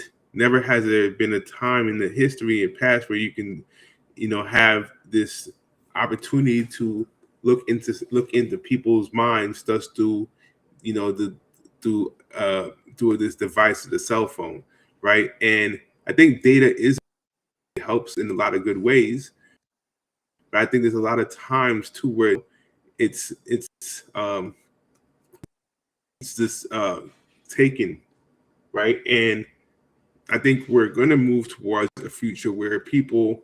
One thing I was actually thinking about this to myself earlier today. What if you can just like if we just call a spade, and we're aware that when I use my phone, this is the data that's being harvested, right? So if I can go on a map and say data needed like new missions available, right? You open the game, it says new missions available, location data sharing, five new location sharing location data sharing missions, two new quiz missions, like four new these type of missions, right? So if you're somebody who wants to go somewhere, right? There may be a business that's looking for foot traffic, right? But they're also really looking for location data. So they'll have a location quest at their business. They can run a location quest, but we can be that transparent. We just need to be that transparent. That's what Uber is about to start doing, actually. I don't know if I already talked to you about that, but Uber's actually working on that because they're seeing that we're about to be moving more towards autonomous vehicles, especially with, Waymo and then Tesla Taxi. And so people are like, okay, well, what are they going to do? And remember I was talking about world models? Yeah. Now they're about to start collecting this other data from people. They'll pay people to go to the store. They'll just pay you to go to the store so you can help them collect data. And then they're also collecting data about you and what you're doing. Now, will they have that level of transparency telling you that? I don't know. But they will tell you that what you're doing is helping them collect data for the model that they're trying to build. So it's super interesting. I think that's so interesting. Correct. But I want to look at, when I think about Skylark from that lens, it makes me want to build something that is AR focused. Yes. And allows for people to intentionally, say, I need you to come here, because the other thing you get with AR unlocks points that are very important. Camera and location, right? And not that those are the end all be all, but those are two of the most invasive ways to collect data nowadays. Like, people don't like it. People don't want really much of a feed to self. But if you create good experiences around the two, then people will happily share their location data, and people will happily share their camera data. And then on top of that, if you are rewarding them for doing so, right, then it happens. So, I mean, a lot of people share photos nowadays, so that's pretty much status quo, photos there. But now if we can replace that is more intentional around the photos, the images, and the experiences that you're going to have, right? Location-based AR experiences to be very much a powerful thing. Extremely. It's so exciting. There's so much you can do with it. And it can be more hyper-realistic too, and not so, In AI, once you like, and it can be literally copy and paste, because all you gotta do is replace the characters utilizing AI. Yep. Lila, Joe, Elijah. Yo, so See? that is actually really cool. It looks like is that a real, what is that? Is it like a screen, or, because like, how is it wiped? We still have to figure that out, because remember I was like, I'm going to take this apart and figure it out. Yeah, I thought you had like ripped it apart already by this point. No, not yet. I'm scared there's some type of liquid in it, so I don't want to get it on me. Yeah, that's fair. But it does have some sort of battery, so maybe that's like, I know it's battery powered, but the screen, like, everybody watch this. You can just do this, and it's all gone, and then I can start again. I think it might use the same technology that old school e-readers might Chris be. did say those might be going forward. Those might be rare going forward because he said No, for sure. They're already going for 1,000 apiece. What? These are? Yeah. Y'all shouldn't have told me that. They're on go on eBay. This for up to $5,000 on eBay. That's crazy. Hey, if somebody wants it, I got some more.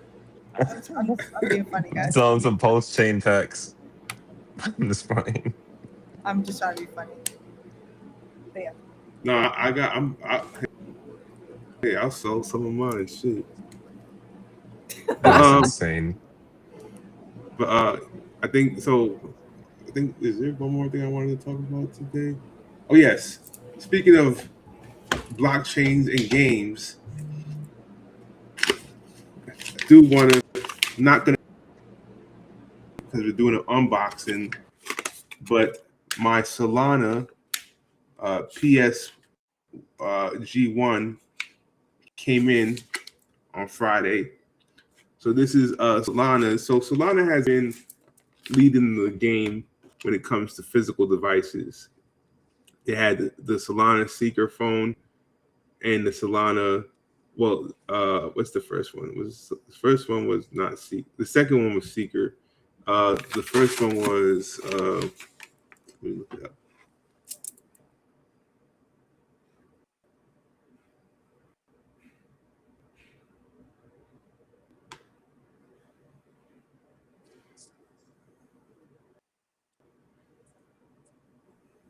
Saga.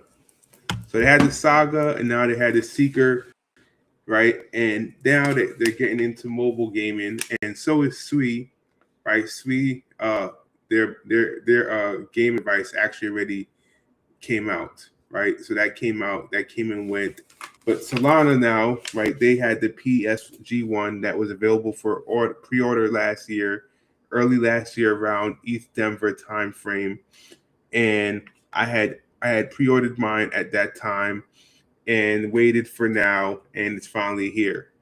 And tomorrow we're gonna be doing a live unboxing at the Blockchain Center for the 100th episode of the TCK podcast.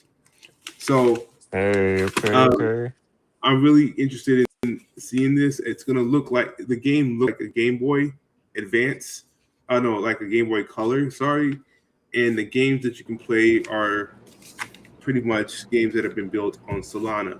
So I don't know really. I'm not really much of a blockchain gamer, but now that I have this handheld device, right? I'm pretty sure I'm going to take it with me, right? But this probably lends to the conversation that we're having, right? This is a game device that's not connected to. I mean, it's connected to the internet, but it doesn't have any apps on there besides games, right? So as far as devices again that are moving away from like Instagram, social media, this will be that. So I'm even thinking about how I don't know. I think about a lot of things. I think Me too, Joe. Me too. Oh, I think he froze. There he goes. yeah, you say you think about a lot of things. Me too, Joe. His mind buffered. Yeah, I think myself all the Yeah. time. That's why it's dangerous. My mind is such a dangerous place. It's so creative, and yet it has so many options. It's just so many options creatively that is kind of overwhelming. It's like you can go hardware, you can do AR, you could do AI, you could do blockchain, you could just go write a book, you could just do that, you could play the guitar. Life is filled with just so many options. I could go film. I got my camera. It's just so many options. I don't know if anybody else feel. Elijah, I don't know if you feel like that, but No, I I'm resonate with overwhelmed by that. how many options there are sometimes. I do resonate with I mean, that.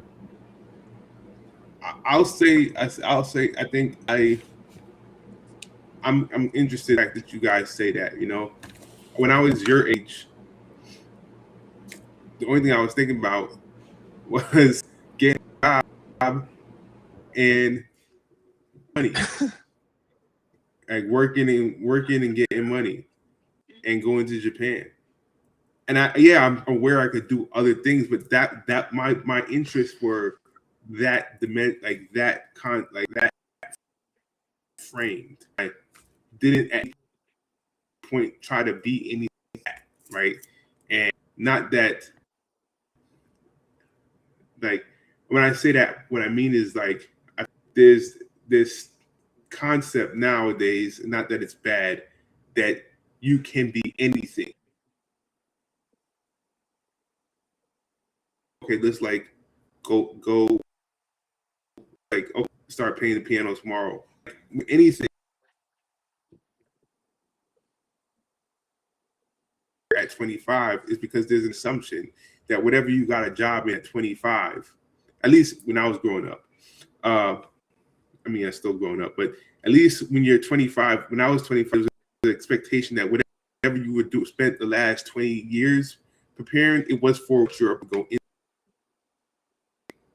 in, right there. Is so much so the case that whatever you are doing for the first 20 years of your life, you're actually going into it at the age of 25, right? So I feel like there is a bigger shift that you guys are experiencing that I can't relate to, because when I was your age, I went into what I was wanting to do for the last 20 years. I went to high school for what I went to college for. It just happened. But now I feel like every day is a new day. Yeah, and that's fundamentally, That's why I'm glad I found ABC. It's kind of dangerous. It can be very dangerous. Yeah, it can be very. It's a risk in itself. Replenishing. Having so many choices can be a little dangerous because you have to keep yourself on a good track. Like for me though, people talk about how they have had a dream job. I never really had a dream job. I didn't really understand. I've never understood what that experience was. So people said like, oh, I always knew I wanted to be a doctor. Or always knew I wanted to be a pilot. I always knew I wanted to be an engineer. I had so many interests as a kid, and I was always doing a whole bunch of stuff. And my parents always instilled in me that like I can do whatever I want to do, like as long as I set my mind to it. My dad was like, if you want it, you'll achieve it. Like, so it's like it's not really a thing of like you are your own limitation. And my dad would always say that to me. He's like, you are your own limitation. So sometimes when people speak about certain things, I'm like, I don't get it, because I feel like really we are our own limitation. Like we can make anything. So to myself now, it's so funny to bring it, like saying like when you were 25, it was just like you get a job and like you just stay in that for 20 years. That whole entire method has shifted, especially because if you add AI into the equation, that's shifting everything. And everyone I know was doing like solopreneur stuff. And it's funny when I go to work, and Elijah, I don't know if you can relate to this, people are like, oh, I feel like you're so much older. And I'm like, is it because I'm like, they'll be like, you seem like you've done so much. And I'm like, it's just because I guess like there's just so many things to do. I went to college and I studied one thing. While I was in college, I picked up another hobby that ended up being film, which ended up being something I ended up doing for a long period of time. Then I was introduced into AI. I studied music when I was younger. Then I did that. And then it was like, okay, storytelling is just my thing. But like, I can just, it's like when you're like a sponge, we're like sponges. We can just absorb anything, and we can literally do anything. And then it's like, to other people, that's a bit overwhelming, and it makes you seem like you're just like not a, what's the word when you stay in one lane, you're a specialist. So it's like, jack of all trades, master of none, but a master of none is better than just a master of one. I think that's how it goes. Yeah, so that's the actual. So it's like everyone, I feel like in our generation is like a jack of all trades, because we have to be. You have to be a specialist in so many things, because a role that says they want a content creator doesn't just want that content creator. They want someone that also understands web design for some reason, and they also want you to understand how this other thing works. So it's like you have to be multifaceted. And like I said, like older generations seem to think it's such a weird thing, but I know so many people that have done massive career shifts. Like they went from nonprofit to finance, or they went from finance to being a full-time artist, Like it's just it's just so many things that you can do, and as long as you put your mind to it and you're really determined, you can just make money off of anything. That's also the thing too. There's so many ways to make money. There's so many like pathways to make money. I think, to me personally, like what limits me with the so many ways to make money is that I'm thinking like I get caught up in the should, but I should never get caught up in the should, because should is out the window. Like everything has shifted. Like every should is now well, it was that way, but now so and so is making 10K a month selling, I don't know, what do people sell? Books. Someone's selling books. Like, oh, that's so random that you're just reselling books and you're making that much money. Or the fact that this is $1,000. I'm sorry, you guys said this could potentially resell for $1,000. That's insane. People just randomly come up like that. So my point is that we have so many options and so many ways to make money, but we're caught up in a world that's filled with shoulds, and it's all changing with AI. So I don't know how that's. I think the generation after us is really, really going to be in a different world. But like we're filled in a world with shoulds, so it makes everybody feel like, well, what's going on? But really, it's just some of the ways that are kind of archaic for today. So I don't know if you feel that same way, Elijah. No, I was gonna say, or Joe, do you want to say what you were gonna say?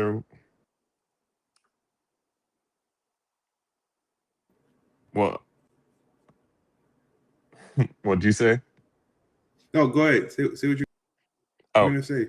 oh, okay, yeah. So I was saying, Layla, I do resonate with what you were saying again, because, like, kind of to double back to the job point, when I was at my other job, they thought I was much older than I actually was because of the way I carried myself, and just they were like, "You were super mature," and I said I am that way because, for one, I know if I screw up, I have to go back go back home or back to my dad's house, and I was like, I don't want that. I want to actually establish myself out in Atlanta.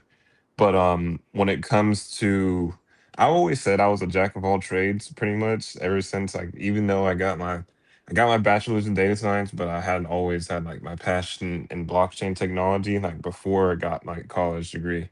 And I just always stuck with that.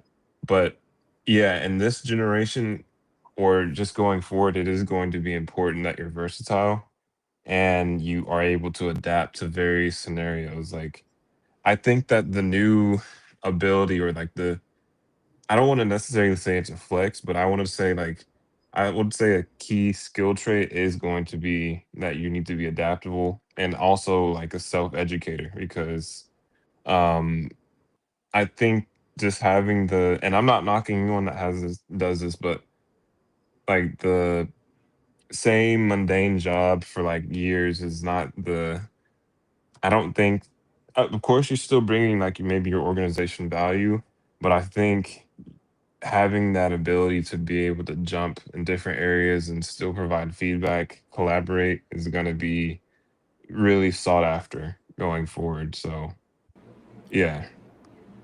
I don't know if you've been seeing those But resumes that have the portfolios on them. Like a lot of jobs are asking you to put your portfolio on your resume, and I've been doing that already, because most, like, when you do, like, they already kind of require that for what I do. But like, they've been asking more people to put their portfolios on their websites, and so it's like, how can you creatively portray who you are? Going back to that storytelling component, who you are through your portfolio and like what you've done.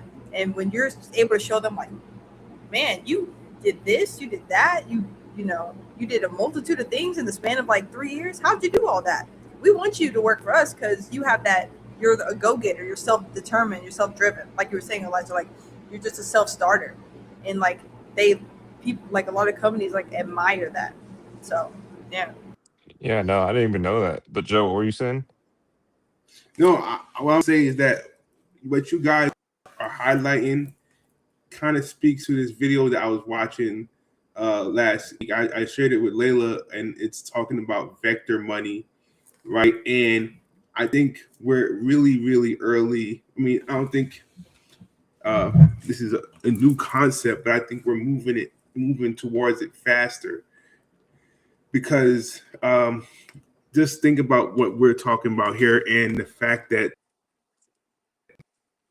someone like me who in the idea of the past also did that, right? And dynamically, that's becoming less and less of a thing, right? And as companies, the Rockefellers, right, going back into the older days, they need employees, right? Now, that's why AI is so important too, because like they're like, shit, if we continue at this pace, we're losing human capital at a crazy rate, right? And we need AI to come in, right? It's gonna take are already like lined up to be vacant for a portion of them, right? Because people aren't as enthused to step into one dimensional careers anymore. That's one thing. And then two, I do feel like, how you guys are talking about, that has impacted the way, I kind of just mentioned it, how companies can forecast productivity into the future, right? And because of that, I do like the portfolio thing, because it does give you the ability to showcase a company that, hey, I'm multidimensional. So what I mean by that is I think that in the future we are going to have more multidimensional ways of earning or just from engaging with the world. Like I can get this job because I do Y and Z. I can get this reward because I do X, Y, and Z, and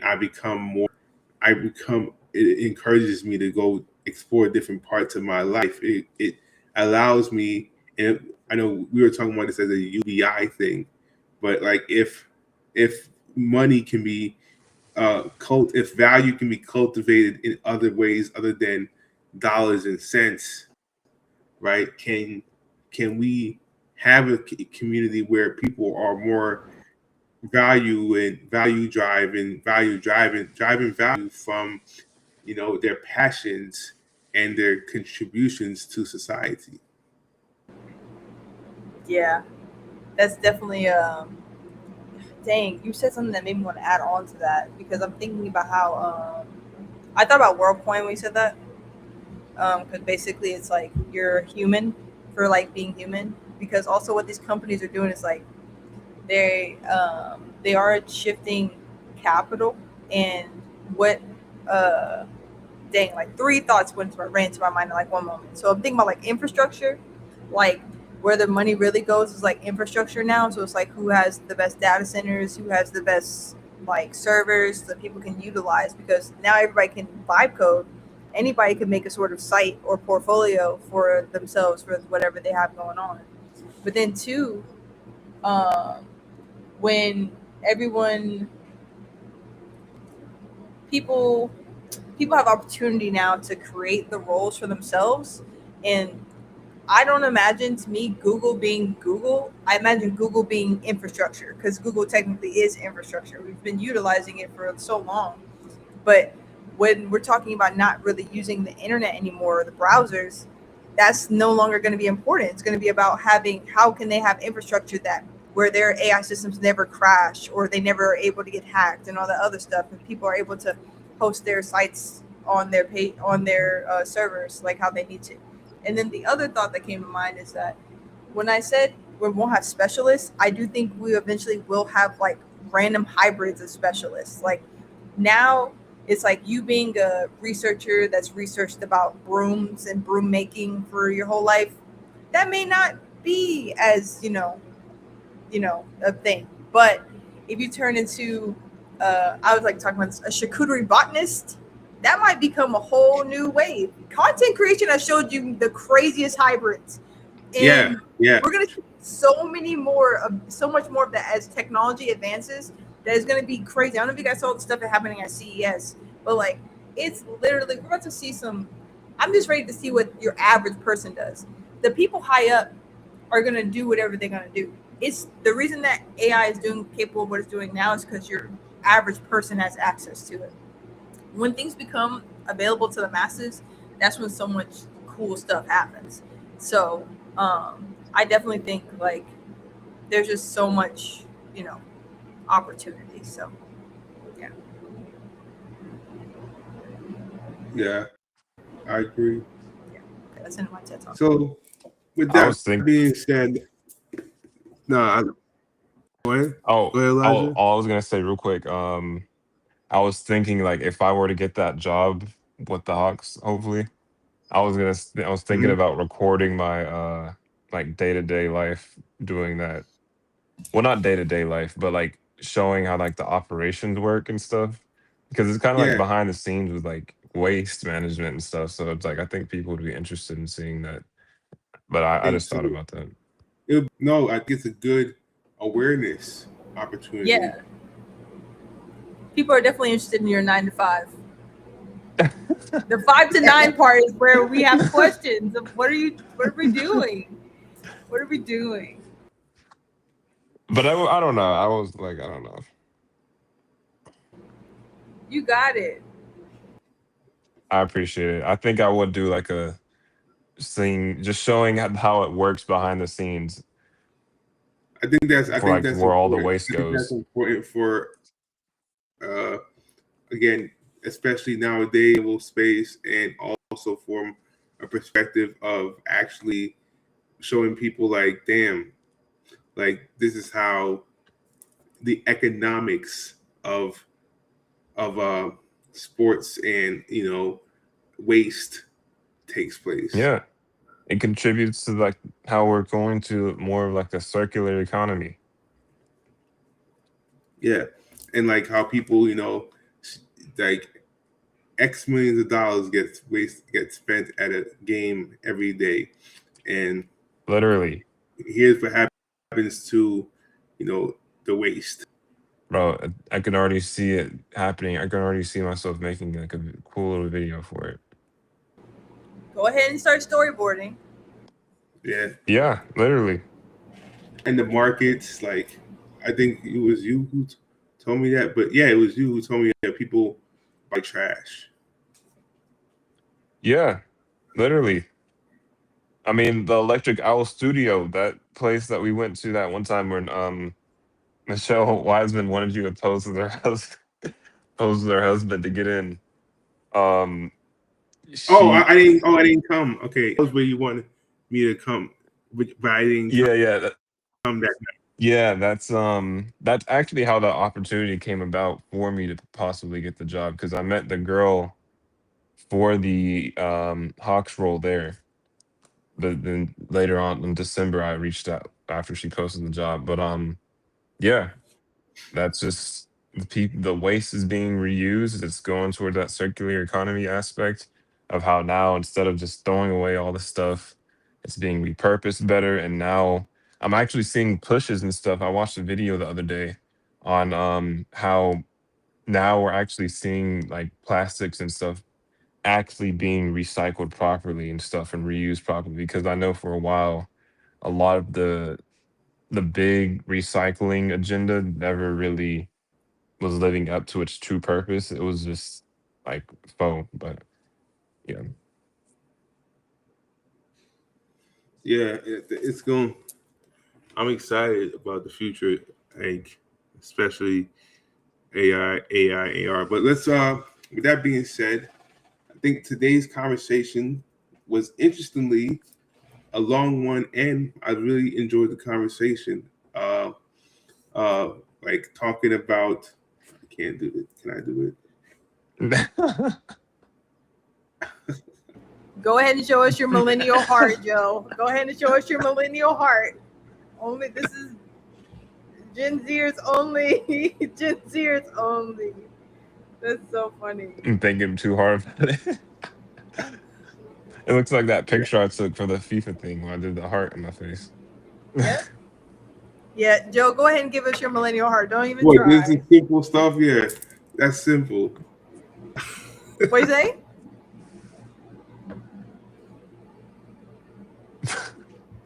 Do this. No, this was Okay. one of the. I think this was one of my favorite campfire episodes. One of your favorite ones? Yeah. Okay. This is one Well, of my favorite ones. I mean, I've enjoyed too. all of them, but this one was really good.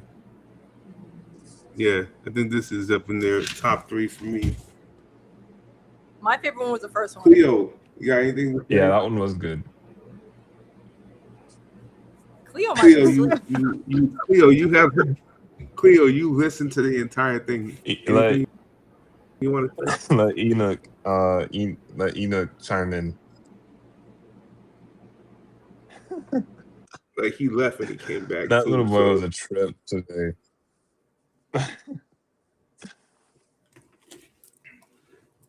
he left and he came back. So I wonder if he actually is still there. Yeah, I don't know.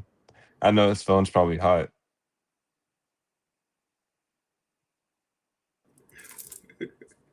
Well, all But right, yeah. everybody. So thank you. This is episode 10. I really enjoyed today's conversation. It was very inspirational because a lot of things that we're talking about from a gamification point and from a data standpoint and from an AR standpoint and from an ability to rebrand standpoint, right? It happens in so many ways, different ways, shapes, and forms, but I think games make it the most palatable way for us to allow for it to happen and for us to accept it, right? And now with AI, we can directly personalize it ourselves and own it, right? So with that being said, I'm gonna go create some stuff when I get off the phone here, get off of this thing here with you guys. Let's go touch some grass and yeah, and I'll see you tomorrow, Elijah. I'll talk to you later, Layla. Yep. Bye. All right, guys.